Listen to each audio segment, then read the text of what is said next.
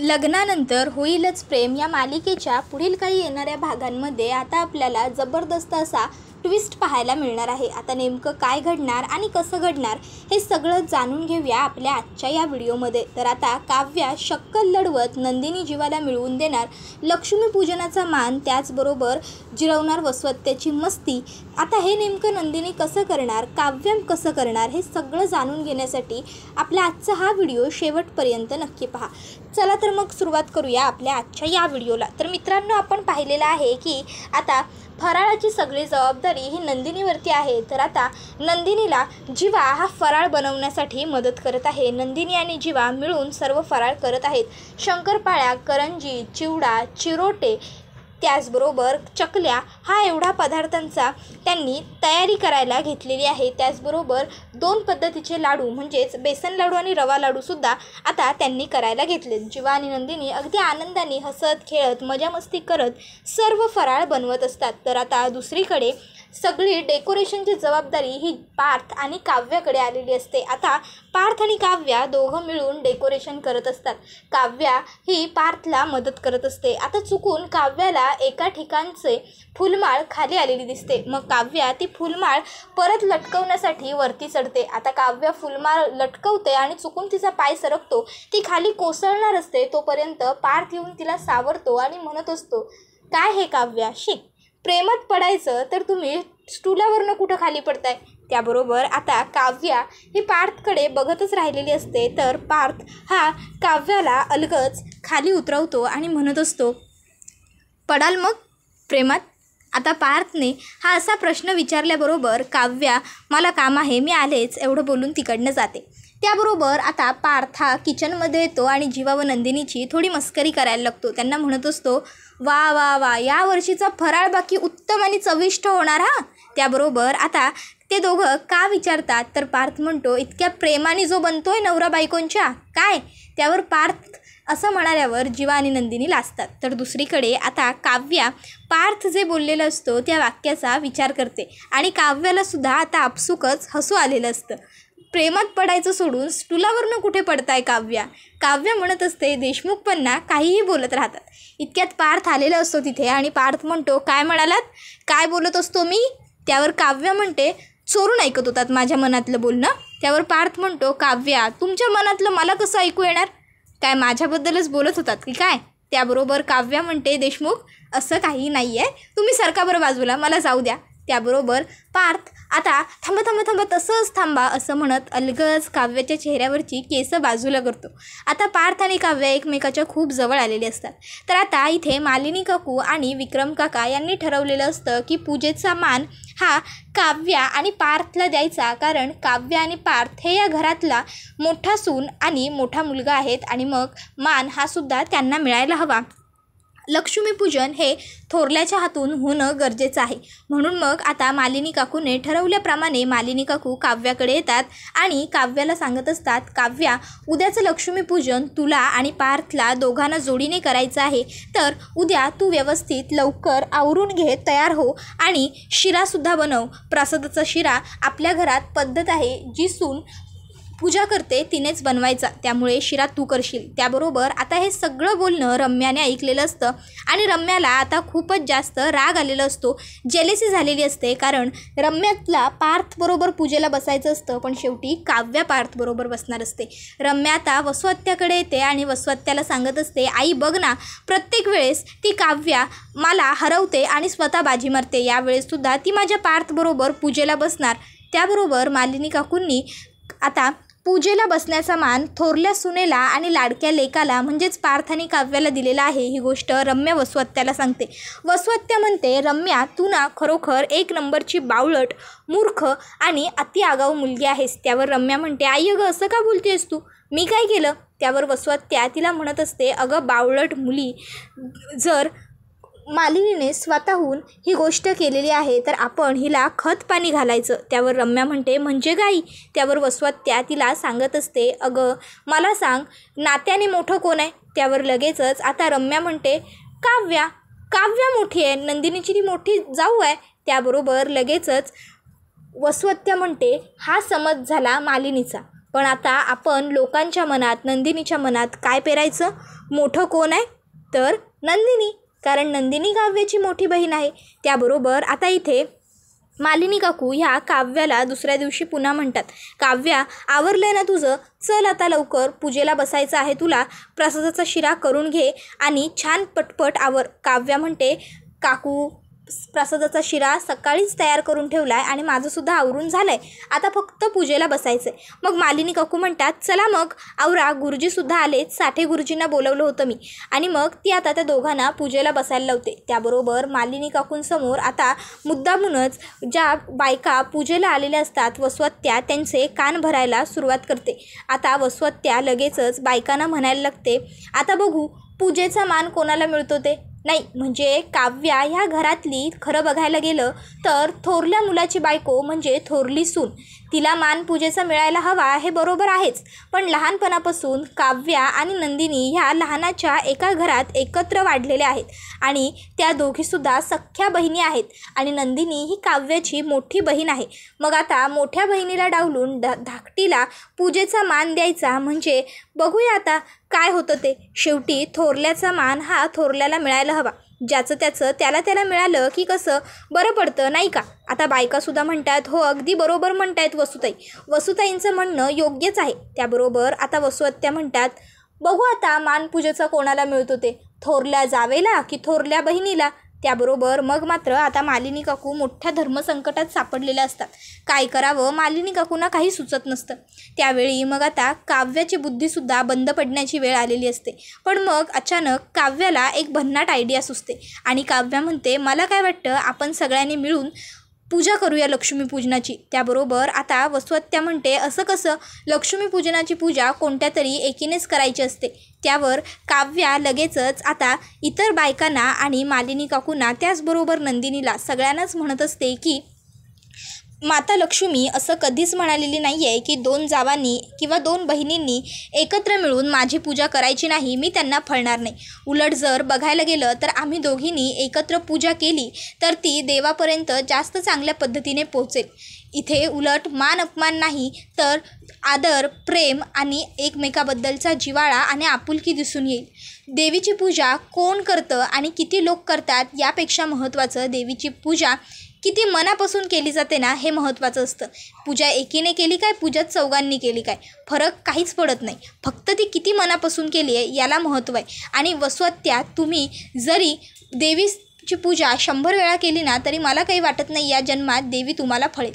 त्याबरोबर मग मात्र आता वसुहत्या हिचं तोंड पडतं तर आता इतर सर्व बायकांना काव्याचं जे मत असतं ते पटलेलं असतं. बायका म्हणायला लागतात की खरोखर देशमुखांची थोरली सून शोभली ही मुलगी, हुशार आहे आकलीने. आता कळलं मालिनीले हिला थोरली सून म्हणून कसं स्वीकारलं ते.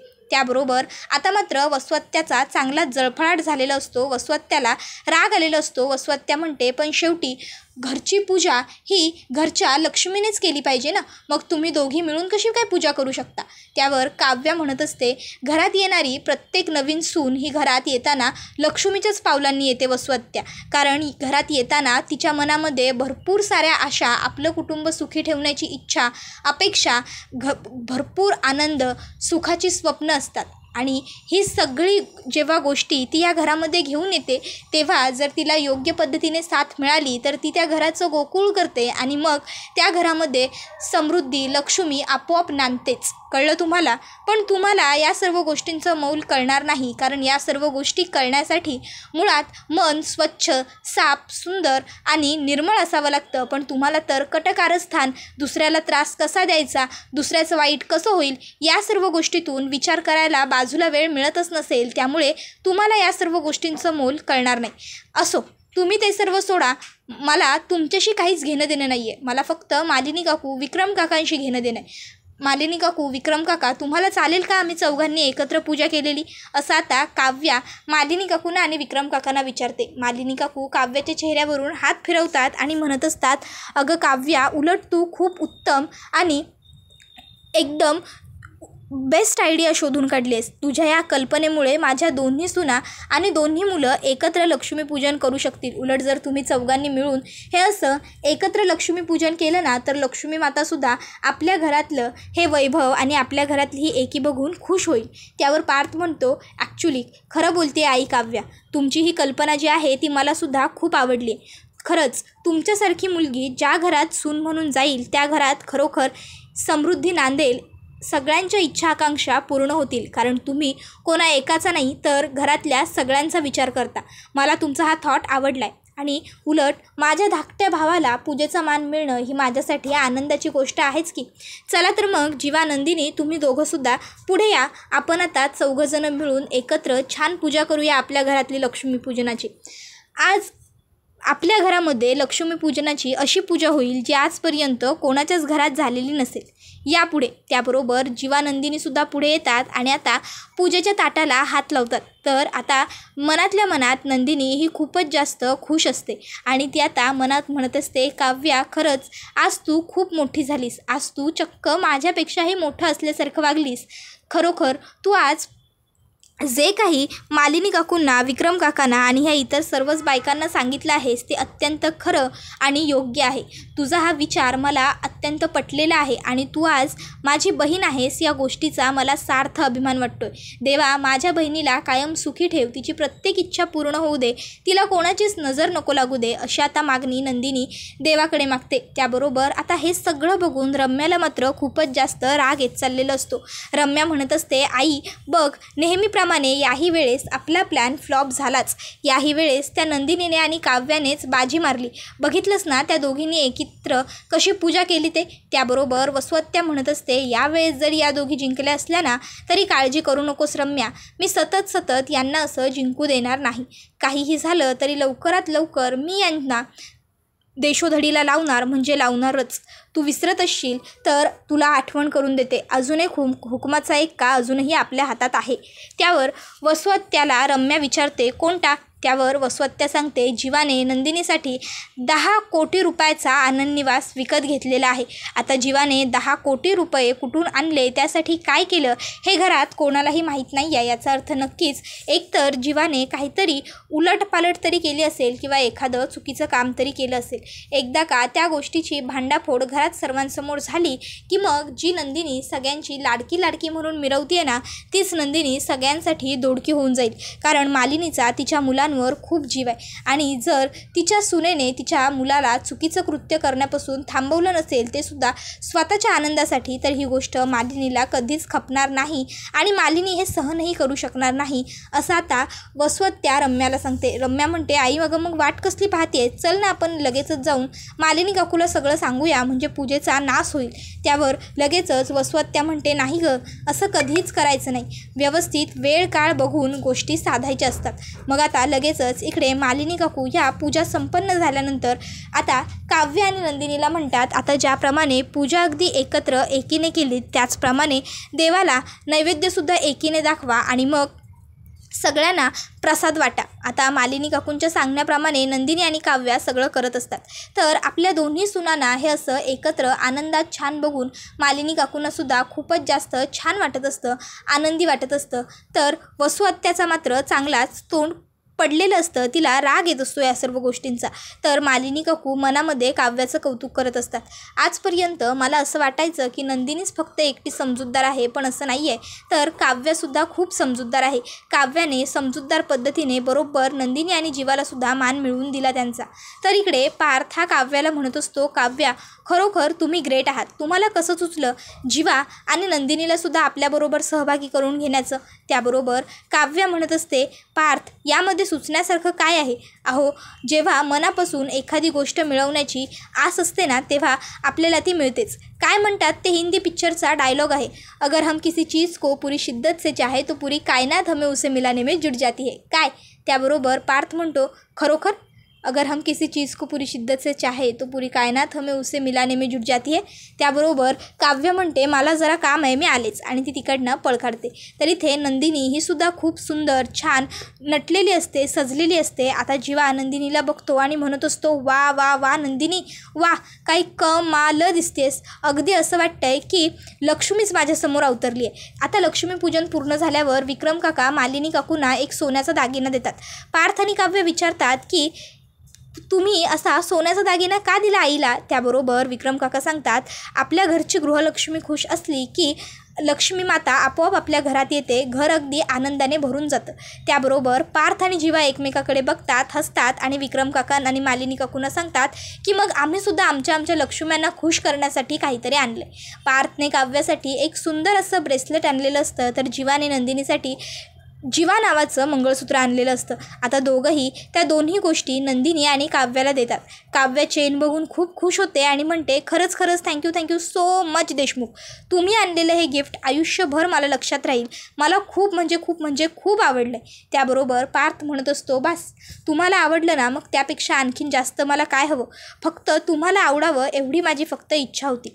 त्याबरोबर आता मालिनी काकू, विक्रम काका आणि पार्थ तिघंही जीवाला म्हणतात जीवा आता तू गिफ्ट देणार आहेस की फक्त असाच माझ्याकडे बघत राहणार आहेस. त्याबरोबर जीवा म्हणतो नाही ना, मी सुद्धा गिफ्ट आणलं आहे, मी सुद्धा देतो. आणि मग जीवा नंदिनीला एक सुंदर नेकलेस गिफ्ट करतो. आता हा नेकलेस बघून नंदिनी खुश तर होते, पण तिच्या मनात असंख्य प्रश्न उभे राहतात. नंदिनी जीवाला विचारते जीवा तुम्ही या नेकलेससाठी पैसे कुठून आणले. जीवा म्हणतो तुला काय करायचं आहे गं या सर्वाशी, तू फक्त चणे खा, साला किती झाल्या ते मोजू नको, कळलं ना. तर आता इकडे हळूहळू काव्यासुद्धा पार्थच्या प्रेमात पडायला लागलेली असते आणि आता हळूहळू काव्या पार्थबरोबर चांगली वागत असते. आणि ही गोष्ट बघून मालिनी काकूंना खूप जास्त आनंद होत चाललेला असतो. त्यांचा आनंद अगदी ओसांडून वाहत असतो, कारण नंदिनी तर समजूतदार आहेच, पण आता काव्याही चांगलं वागायला लागली आहे हे बघून त्यांना खूप सुख वाटत असतं, समाधान वाटत असतं. आता काव्याने शक्कल लढवत वसवत्याचा मान जिरवून नंदिनीला पूजेचा मानही मिळवून दिला आणि पार्थबरोबर एकत्र पूजाही केली.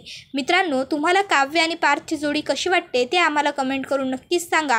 व्हिडिओ आवडला असेल तर व्हिडिओला लाईक करा, चॅनलवर नवीन असाल तर चॅनलला सबस्क्राईब करा आणि बेल आयकॉन आठवणीने प्रेस करा, जेणेकरून तुम्हाला पुढच्या प्रत्येक व्हिडिओचं नोटिफिकेशन मिळत जाईल आणि सर्व व्हिडिओंचा आनंद हा अगदी उत्तम पद्धतीने घेता येईल. चला तर मग मित्रांनो, आजच्या पुरतं इथेच थांबूया. पुढचा व्हिडिओ येईपर्यंत टाटा बाय बाय, धन्यवाद, take care all of you.